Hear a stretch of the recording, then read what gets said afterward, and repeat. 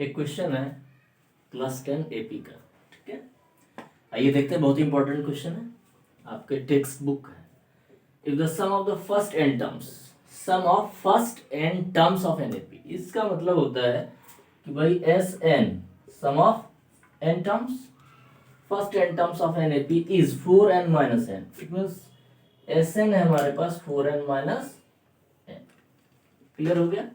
What is the first term, तो आपको find क्या करना है, ए की वैल्यू मीन्स फर्स्ट टर्म, ए कहिए आप या टर्म 1 कहिए, इस तरह से ये फाइंड करना है। Okay, what is the sum of first two term, आपको क्या फाइंड करना है, sum of first two term means S2 निकालना है।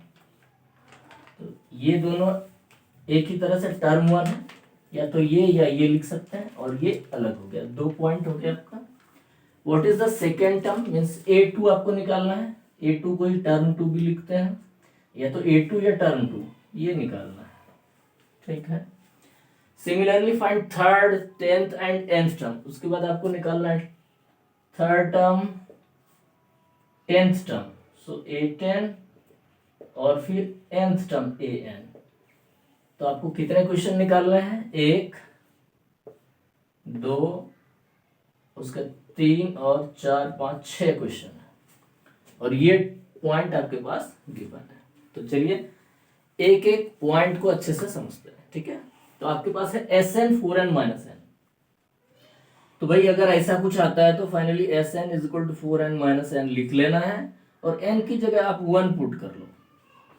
मतलब फर्स्ट एक टर्म का सम आप फाइंड कर रहे हैं, तो हर n की जगह 1 पुट हो जाएगा। क्या लिया मैंने, n को यहाँ पर 1 लिया, राइट, और n की जगह 1 आएगा, n की जगह 1, तो सम ऑफ फर्स्ट टर्म हो गया मेरे पास क्या, S1 is equal 4 minus 1 means 3।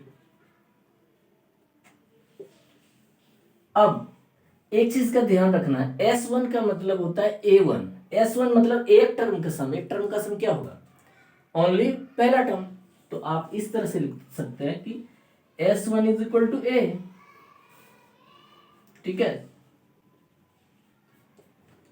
अगर since S1 is equal to A, then what is A means S1 क्या हो गया, और A मींस फर्स्ट टर्म, क्या होगा result, so A is equal to 3। पहला रिजल्ट क्लियर हो गया हमारा, फर्स्ट टर्म क्या हो गया 3। चलो जी, एक काम कंप्लीट।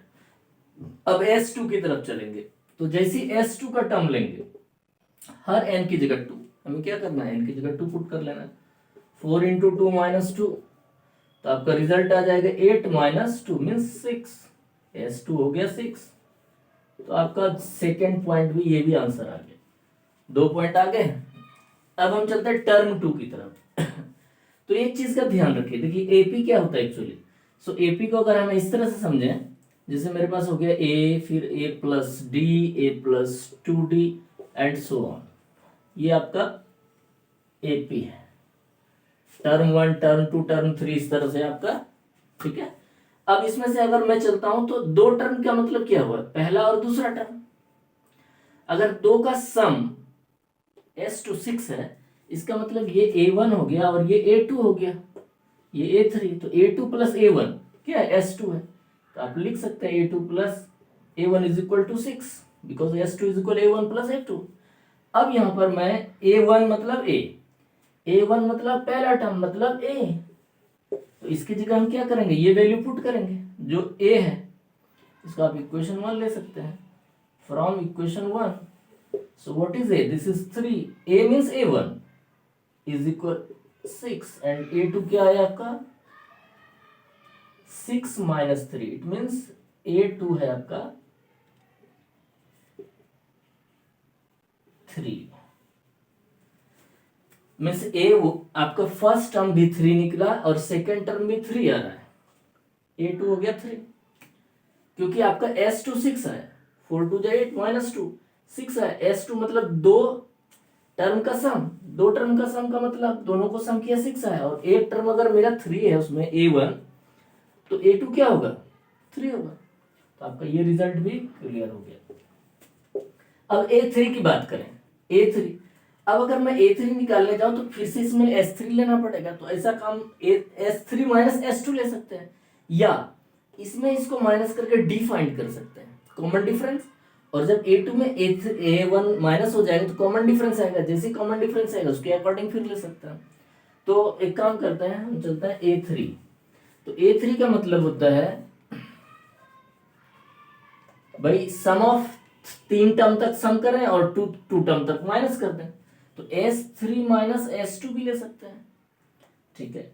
3 टर्म का सम, उसमें 2 टर्म माइनस कर दिया हमने, तो क्या निकला, एक टर्म, दैट इज तीसरा मीन्स थर्ड टर्म। तो हम S3 लेते हैं। S3 का मतलब क्या होगा, 4 इंटू 3 माइनस 3, क्या हुआ यहाँ पर 3 पुट किया, इसमें 3 आ गया, यहाँ भी 3, ये हो गया S3 के लिए, माइनस S2 का क्या था हमारा 6 था, 6 सीधा लिख लेते हैं, इसको कैलकुलेट करते हैं, 4 3 जा 12 माइनस 3, तो 12 में 3 घटा 9 आएगा, माइनस 6, क्या आ रहा है 3, A3 3 आ गया भाई, ठीक है। A3 भी 3 आ रहा है, A1 भी 3 आ रहा है, A2 भी 3 आ रहा है A10 क्या होगा, वो भी 3 होगा, क्योंकि इसका कॉमन डिफरेंस 0 आ रहा है। आप लेकिन इसे कैलकुलेशन अगर आप चाहे तो कर लें। अब मैं एक काम करता हूँ, कॉमन डिफरेंस ले लेता हूँ, A2 minus A1 means 3 minus 3, क्या आया कॉमन डिफरेंस 0। अब जो भी फाइंड आउट करना है उसे फाइंड आउट करते चले जाइए। अब A10 की बात करते हैं। A10, तो A10 क्या होगा, A plus 9D, so A क्या था 3 प्लस 9 गुने D का मान 0, तो 3 हो गया। A10 भी हमारा क्या हो गया 3, ये काम भी कंप्लीट हो गया।